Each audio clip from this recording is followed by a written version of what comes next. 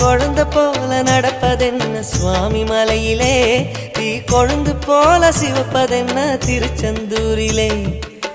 குழந்தை வேலன கொஞ்சி விளையாடலாம், கோபக்கார குமரன எப்படித்தான் ஆடலாம். குளத்தை போல மனசு கலங்குது, குமரா தெளிய வச்சா ரொம்ப நல்லது.